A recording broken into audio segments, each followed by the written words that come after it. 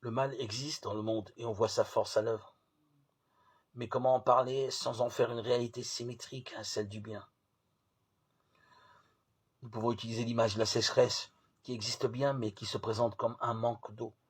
On pourrait en dire autant de la ténèbre, c'est une absence de lumière qui empêche de bien voir.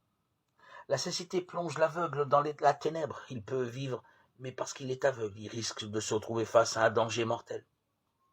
Il est donc question de vie et de mort dans la rencontre que Jésus fait de l'aveugle de naissance. La guérison qu'il opère provoque des réflexions sur la personne même du Christ.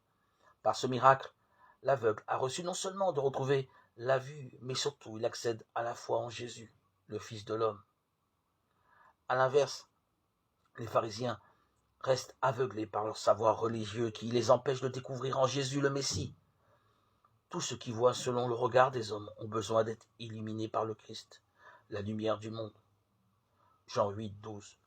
Le mot d'illumination était utilisé dans les premiers temps de l'Église pour parler du baptême. N'oublions pas que ce sacrement a fait de nous des enfants de lumière, rendus, capables de voir les événements selon le regard de Dieu.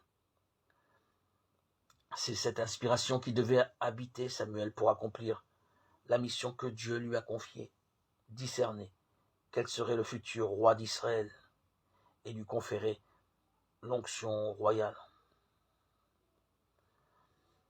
Par le baptême, nous partageons la dignité du Christ aussi.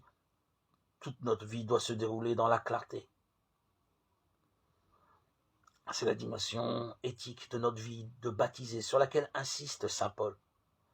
Toutes nos activités, qu'elles soient rendues publiques ou non, doivent produire bonté, justice et vérité, qui sont les fruits de la lumière.